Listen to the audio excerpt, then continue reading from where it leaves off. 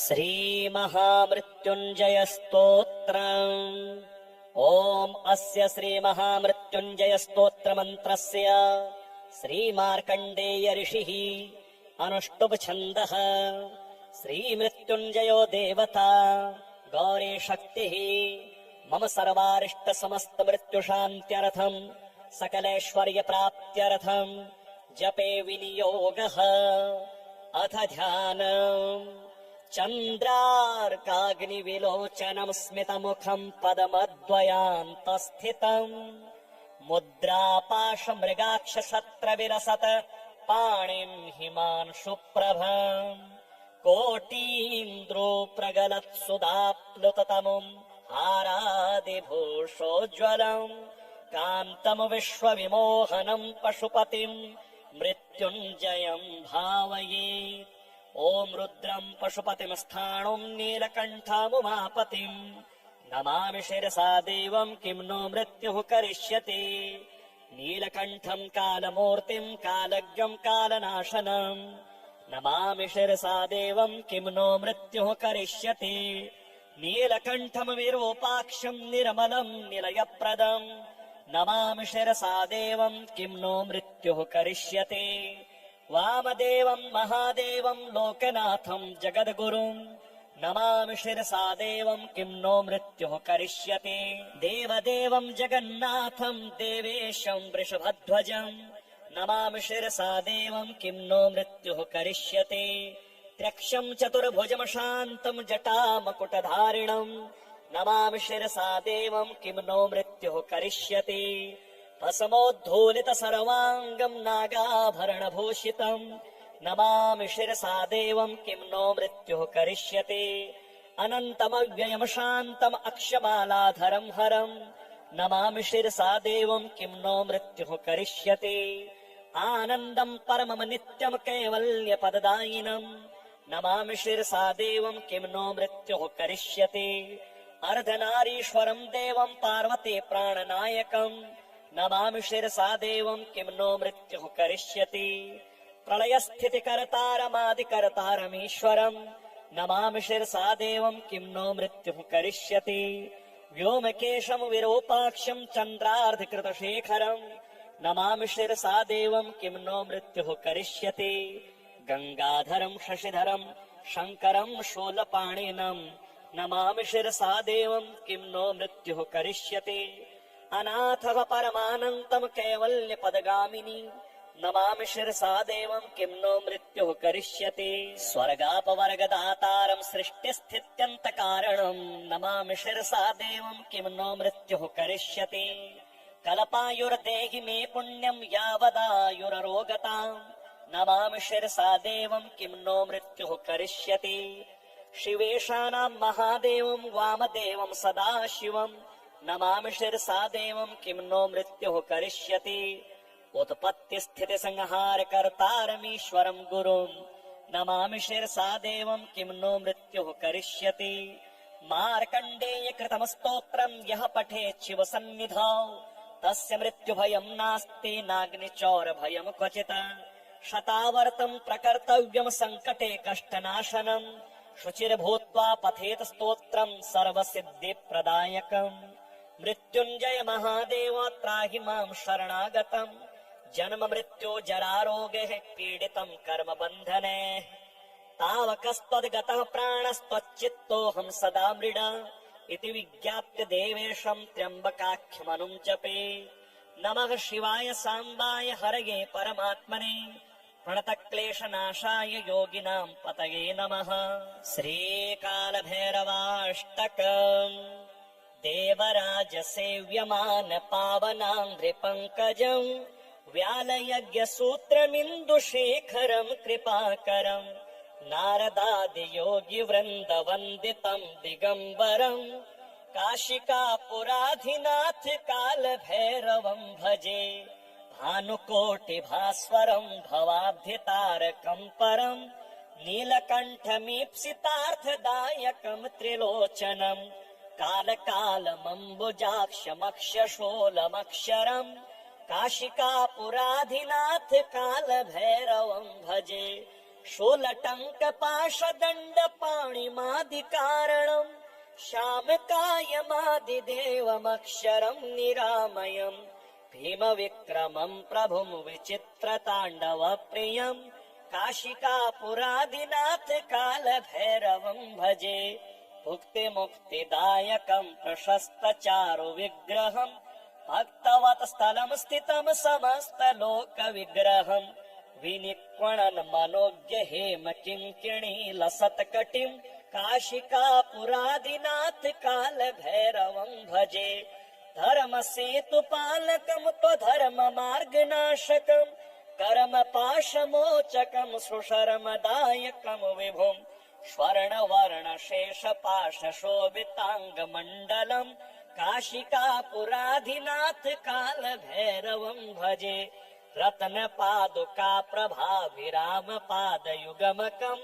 नित्यमद्वितीयमिष्टदैवतम् निरञ्जनम् मृत्युदर्पनाशनम् करालदष्ट्रमोक्षदम् काशिकापुराधिनाथ कालभैरवम् भजे अट्टहास भिन्न पद्मजाण्डकोशसन्ततिम् दृष्टिपात नष्ट पाप जालमुग्र शासनम् अष्टसिद्धिदायकम् कपालमालिकाधरम् काशिकापुरादिनाथ कालभैरवम् भजे भूतसङ्घनायकम् विशालकीर्तिदायकम् काशीवासलोकपुण्यपापशोधकम् विभुम् नीतिमार्गकोविदम् पुरातनम् जगत्पतिम् काशिकापुराधिनाथ कालभैरवम् भजे श्रीपितृस्तोत्रम् जाबालिरुवाच गुरून्वद महाभागवेदव्यास जगद्गुरो गुरूणाम् तारतम्यम् च कस्मात् किम् फलमुच्यते व्यास उवाच माता पिता गुरुः श्रेयान् ज्येष्ठभ्राता पितामहः श्वशुरो मातुलश्चैव तथा मातामहः स्मृतः पितुर्ज्येष्ठः कनिष्ठश्च भ्राता ज्येष्ठा निजस्वसा पितुः स्वसा जनन्याश्च स्वसा गुरुजनः स्मृताः पत्न्यः पितामहादीनाम् तथैव गुरवः स्मृताः एतेषु हि पिता श्रेयान् गुरुरेव महागुरुः पिता धर्म पिता स्वर्गः पिता हि परमम् तपः पितरि प्रीतिमापन्ने प्रीयन्ते सर्वदेवताः पिता यस्य क्वचित् दृष्टो न तस्य कस्यचिद् गतिः जपोदानम् तपो होमः स्नानम् तीर्थक्रियाविधिः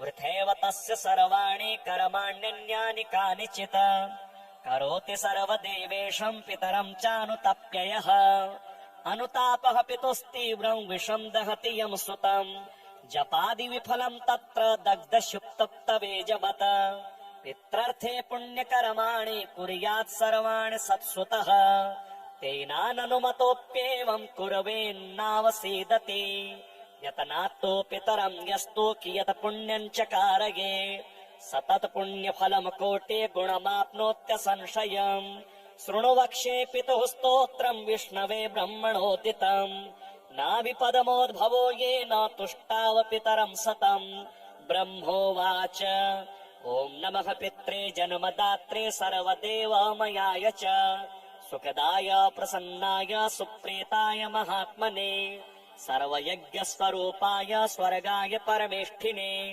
सर्वतीर्थावलोकाय करुणासागराय च नमः सदाशुतोषाय शिवरूपाय ते नमः सदापराधक्षमिणे सुखाय सुखदाय च दुर्लभम् मानुषमिदम् येन लब्धम् मया वपुः सम्भावनीयम् धर्मार्थे तस्मै पित्रे नमो नमः तीर्थस्नान तपो होम जपादि यस्य दर्शनम् महागुरोश्च गुरवे तस्मै पित्रे नमो नमः यस्य प्रणामस्तवनात् कोटिशः पितृतर्पणम् अश्वमेध शतैस्तुल्यम् तस्मै पित्रे नमो नमः इदम् स्तोत्रम् पितुः पुण्यम् यः पठेत् प्रयतो नरः प्रत्यहम् प्रातरुत्थाय पित्रे श्राद्धदिनेऽपि च स्वजन्मदिवसे साक्षात् पितुरग्रे स्थितोऽपि वा न तस्य दुर्लभम् किञ्चित् सर्वज्ञतादिवाञ्छितम् नानापकरम् कृत्वापि यः स्तौति पितरम् सुतः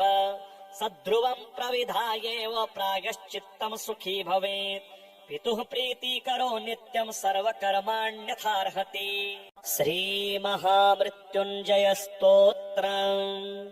ॐ अस्य श्रीमहामृत्युञ्जय स्तोत्रमन्त्रस्य श्रीमार्कण्डेय ऋषिः अनुष्टुप् छन्दः।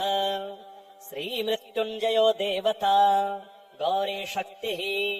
मम सर्वारिष्ट समस्त मृत्युशान्त्यर्थम् सकलैश्वर्यप्राप्त्यर्थम् जपे विनियोगः। अथ ध्यानम्।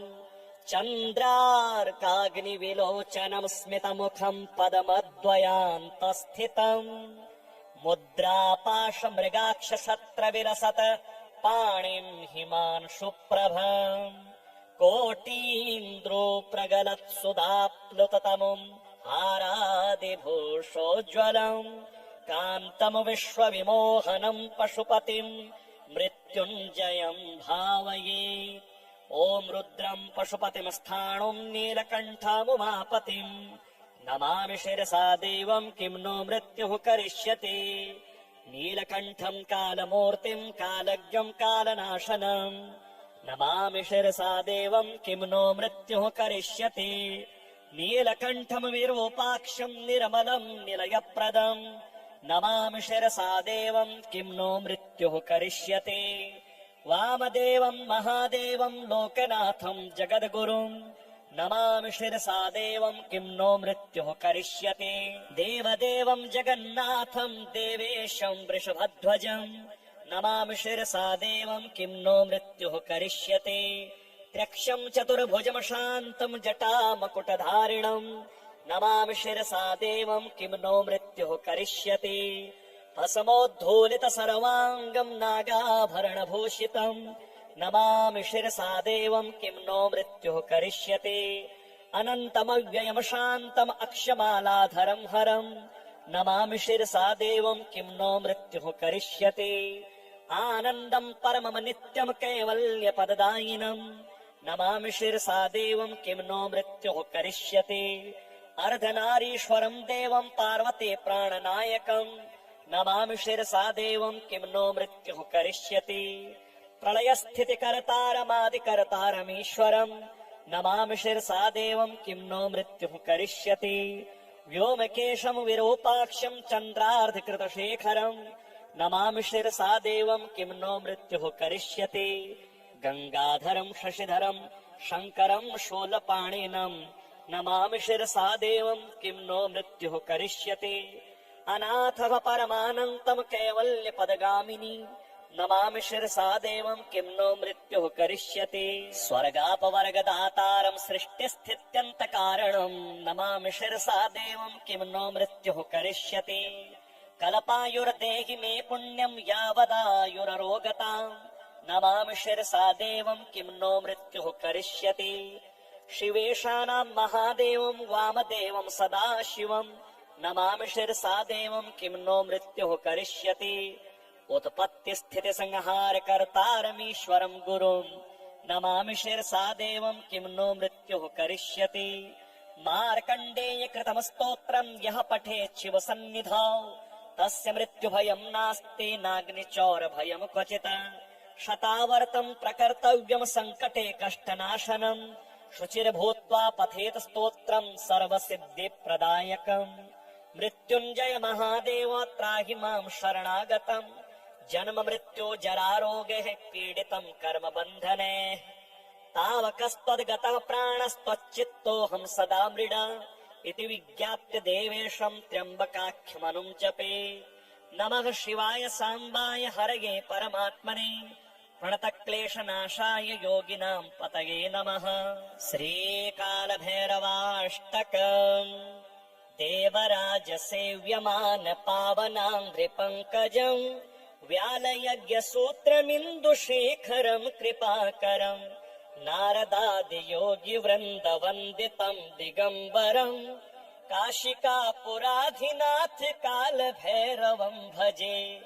भानुकोटिभास्वरम् भवाब्धितारकम् परम् नीलकण्ठमीप्सितार्थदायकम् त्रिलोचनम् कालकालमम्बुजाक्षमक्षशोलमक्षरम् काशिकापुराधिनाथ कालभैरवं भजे शूलटङ्कपाशदण्डपाणिमादिकारणम् श्यामकायमादिदेवमक्षरम् निरामयम् भीमविक्रमम् प्रभुम् विचित्रताण्डवप्रियम् काशिकापुरादिनाथ कालभैरवम् भजे भुक्तिमुक्तिदायकम् प्रशस्तचारुविग्रहम् भक्तवत् स्थलम् स्थितम् समस्तलोकविग्रहम् विनिक्वणन् मनोज्ञ हेम किङ्किणी लसत्कटिम् काशिकापुरादिनाथ कालभैरवम् भजे धर्मसेतुपालकम् त्वधर्ममार्गनाशकम्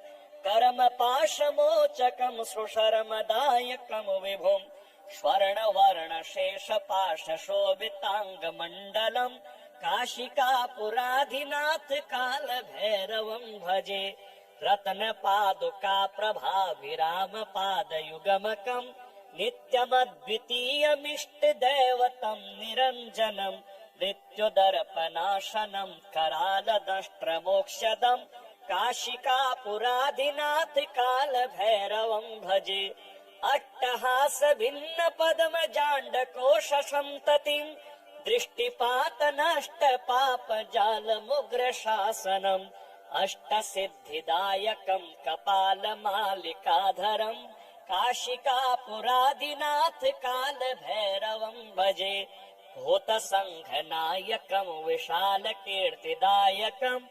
काशीवासलोकपुण्यपापशोधकम् विभुम् नीतिमार्गकोविदम् पुरातनम् जगत्पतिम् काशिकापुराधिनाथ कालभैरवम् भजे श्रीपित्रे स्तोत्रम् जाबालिरुवाच गुरून्वद महाभाग वेदव्यास जगद्गुरो गुरूणाम् तारतम्यम् च कस्मात् किम् फलमुच्यते व्यास उवाच माता पिता गुरुः श्रेयान् ज्येष्ठभ्राता पितामहः श्वशुरो मातुलश्चैव तथा मातामहः स्मृतः पितुर्ज्येष्ठः कनिष्ठश्च भ्राता ज्येष्ठा निजस्वसा पितुः स्वसा जनन्याश्च स्वसा गुरुजनः स्मृताः पत्न्यः पितामहादीनाम् तथैव गुरवः स्मृताः एतेषु हि पिता श्रेयान् गुरुरेव महागुरुः पिता धर्म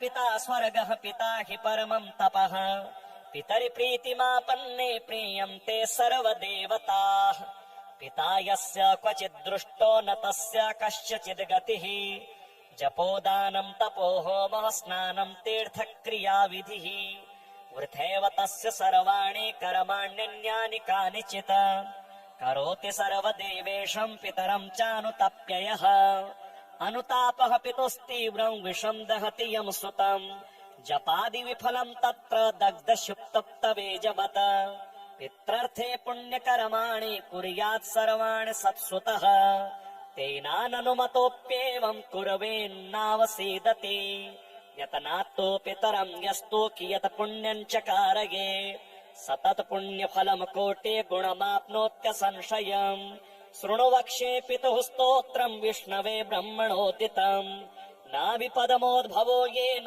तुष्टाव पितरम् सतम् ब्रह्मोवाच ॐ नमः पित्रे जन्मदात्रे सर्वदेवमयाय च सुखदाय प्रसन्नाय सुप्रीताय महात्मने सर्वयज्ञस्वरूपाय स्वर्गाय परमेष्ठिने सर्वतीर्थावलोकाय करुणासागराय च नमः सदाशुतोषाय शिवरूपाय ते नमः सदापराधक्षमिणे सुखाय सुखदाय च दुर्लभम् मानुषमिदम् येन लब्धम् मया वपुः सम्भावनीयम् धर्मार्थे तस्मै पित्रे नमो नमः तीर्थस्नान तपो होम जपादि यस्य दर्शनम् महागुरोश्च गुरवे तस्मै पित्रे नमो नमः यस्य प्रणामस्तवनात् कोटिशः पितृतर्पणम् अश्वमेधशतैस्तुल्यम् तस्मै पित्रे नमो नमः इदम् स्तोत्रम् पितुः पुण्यम् यः पठेत् प्रयतो नरः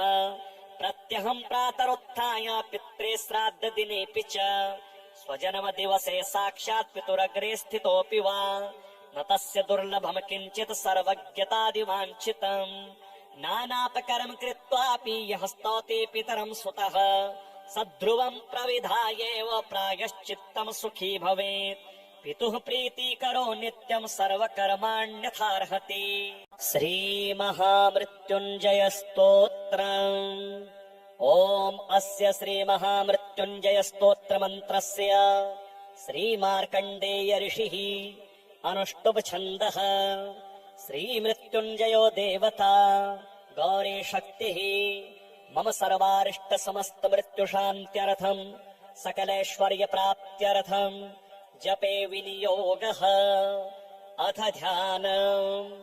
चन्द्रार्काग्निविलोचनं स्मितमुखं पदमद्वयान्तस्थितम् मुद्रापाशमृगाक्षशत्रविलसत् पाणिं हिमांशुप्रभम् कोटीन्द्रो प्रगलत्सुधाप्लुततमुम् हारादिभूषोज्ज्वलम् कान्तम् विश्वविमोहनम् पशुपतिम् मृत्युञ्जयम् भावये। ॐ रुद्रम् पशुपतिमस्थाणुम् नीलकण्ठमुमापतिम् नमामि शिरसा देवम् किं नो मृत्युः करिष्यति। नीलकण्ठम् कालमूर्तिम् कालज्ञम् कालनाशनम् नमामि शिरसा देवम् किं नो मृत्युः करिष्यति। नीलकण्ठम् विरूपाक्षम् निर्मलम् निलयप्रदम् नमामि शिरसा देवम् किं नो मृत्युः करिष्यति। वामदेवम् महादेवम् लोकनाथम् जगद्गुरुम् नमामि शिरसा देवम् किं नो मृत्युः करिष्यति। देवदेवम् जगन्नाथम् देवेशम् वृषभध्वजम् नमामि शिरसा देवम् किं नो मृत्युः करिष्यति। त्र्यक्षम् चतुर्भुजम् शान्तम् जटामकुटधारिणम् नमामि शिरसा देवम् किं नो मृत्युः करिष्यति। भस्मोद्धूलित सर्वाङ्गम् नागाभरणभूषितम् नमामि शिरसा देवम् किं नो मृत्युः करिष्यति। अनन्तमव्ययम् शान्तम् अक्षमालाधरम् हरम् नमामि शिरसा देवम् किं नो मृत्युः करिष्यति। आनन्दम् परमम् नित्यम् कैवल्यपददायिनम् नमामि शिरसा देवम् किं नो मृत्युः करिष्यति। अर्धनारीश्वरम् देवम् पार्वती प्राणनायकम् नमामि शिरसा देवम् किं नो मृत्युः करिष्यति। प्रलयस्थितिकर्तारमादिकर्तारमीश्वरम् नमामि शिरसा देवम् किं नो मृत्युः करिष्यति। व्योमकेशम् विरूपाक्षम् चन्द्रार्धकृतशेखरम् नमामि शिरसा देवम् किं नो मृत्युः करिष्यति।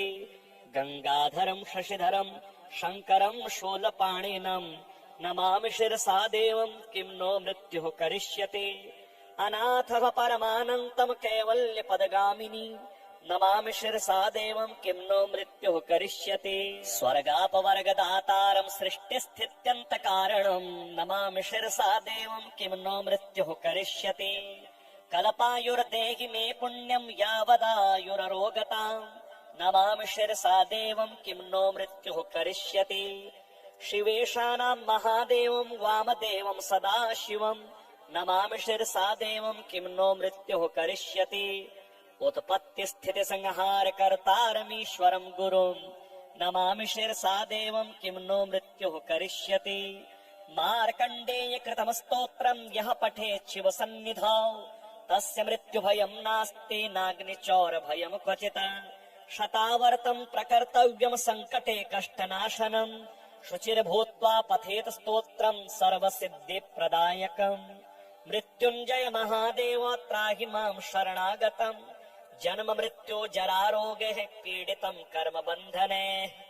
तावकस्त्वद्गतः प्राणस्त्वच्चित्तोऽहम् सदा मृड इति विज्ञाप्य देवेशम् त्र्यम्बकाख्यमनुम् जपे। नमः शिवाय साम्बाय हरये परमात्मने प्रणतक्लेशनाशाय योगिनाम् पतये नमः।